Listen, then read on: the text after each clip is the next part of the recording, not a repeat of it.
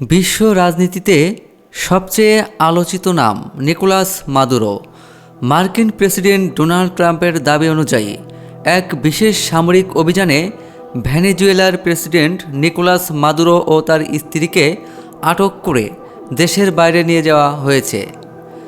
ভেনেজুয়েলার vice president Delcy রদ্রিগুয়েজও মাদুরোর আটকের বিষয়টি নিশ্চিত করেছেন। তবে তিনি জানেন না মাদুরো বর্তমানে কোথায় অবস্থান করছেন।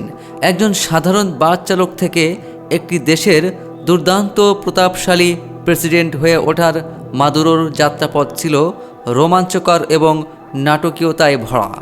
1962 সালে ভেনেজুয়েলার রাজধানী কারাকাসে এক মধ্যবিত্ত পরিবারে জন্ম নেন নিকোলাস মাদুরো। তার বাবা ছিলেন বামপন্থী রাজনীতির একজন একনিষ্ঠ কর্মী। পারিবারিক পরিবেশের প্রভাবে ছোটবেলা থেকেই বাম রাজনীতির প্রতি ঝোঁক তৈরি হয় তার মধ্যে। উচ্চশিক্ষার পরিবর্তে রাজনৈতিক সংগঠক হিসেবে নিজেকে গড়ে তুলতে তিনি কিউবায় যান এবং সেখানে প্রশিক্ষণ গ্রহণ করেন।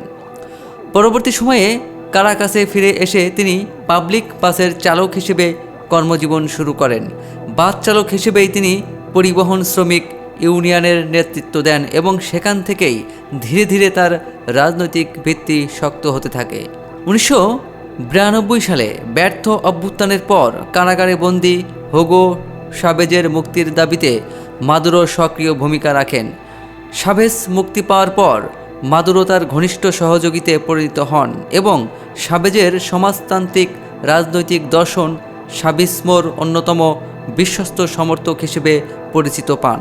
হুগো শাভেজের শাসনামলে নিকোলাস মাদুরো একাধিক গুরুত্বপূর্ণ দায়িত্ব পালন করেন। 2006 থেকে 2013 সাল পর্যন্ত তিনি ভেনেজুয়েলার পররাষ্ট্রমন্ত্রী হিসেবে দায়িত্ব পালন করেন। এই সময়ে তিনি এএলবিএ সিএলএসি সহ বিভিন্ন আঞ্চলিক জোট গঠনে গুরুত্বপূর্ণ ভূমিকা রাখেন।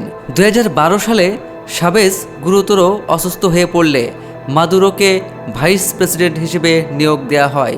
2013 সালে শাভেজের মৃত্যুর পর তিনি অন্তর্বর্তী প্রেসিডেন্টের দায়িত্ব গ্রহণ করেন। একই বছরের বিশেষ নির্বাচনে অল্প ব্যবধানে জয়ী হয়ে ভেনেজুয়েলার প্রেসিডেন্ট হিসেবে ক্ষমতা পাকাপোক্ত করেন। তবে ওই নির্বাচনের পর থেকেই তার বৈধতা নিয়ে বিরোধী দল এবং পশ্চিমা বিশ্বের মধ্যে প্রশ্ন উঠতে থাকে।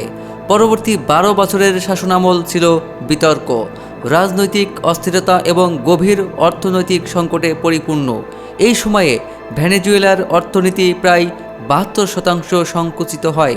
ভয়াবহ মুদ্রাস্ফীতি এবং দারিদ্র্যের কারণে দেশটির লাখ লাখ মানুষ দেশ ছাড়তে বাধ্য হন।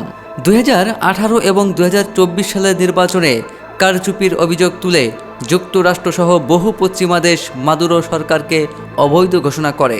বিশেষ করে 2024 সালের নির্বাচনে বিরোধী নেত্রী মারিয়া করিনা মাচাদোর পরিবর্তে নিজেকে বিজয়ী ঘোষণা করার পর আন্তর্জাতিক অঙ্গনে আরও একঘরে হয়ে পড়েন তিনি। 2021 সাল থেকে যুক্তরাষ্ট্রের মাদক নিয়ন্ত্রণ সংস্থা ডিএ নিকোলাস মাদুরোর বিরুদ্ধে নার্কো টেররিজমের অভিযোগ তোলে। 2025 সালে ট্রাম্প প্রশাসন মাদুরো সরকারকে একটি বিদেশি সন্ত্রাসী সংগঠন হিসেবে তালিকাভুক্ত করে। আজকের এই দিনে মাদুরোর ভবিষ্যৎ চরম অনিশ্চয়তার মুখে। ডোনাল্ড ট্রাম্পের দাবি অনুযায়ী মার্কিন বিশেষ বাহিনী ডেল্টা ফোর্স কারাকাসে তার বাসভবন থেকে মাদুরো ও তার স্ত্রী সিলিয়া ফ্লোরেসকে আটক করেছে। কারাকাস জুড়ে বিস্ফোরণের ধোঁয়া ছড়িয়ে পড়েছে। এদিকে ভাইস প্রেসিডেন্ট দেলসি রদ্রিগুয়েজ টেলিভিশনে মাদুরোর জীবিত থাকার প্রমাণ দাবি করে বক্তব্য দিচ্ছেন। ট্রাম্পের দাবি সত্য হলে এটি হবে 21 শতাব্দীর অন্যতম বড় ভূরাজনৈতিক পালাবদল। বাস চালকের আসন থেকে প্রেসিডেন্টের মসনদে ওঠা নিকোলাস মাদুরো কি শেষ পর্যন্ত বন্দিশালায় তার রাজনৈতিক জীবনের ইতি টানছেন? সেই প্রশ্নই এখন বিশ্বজুড়ে আলোচনার কেন্দ্রে।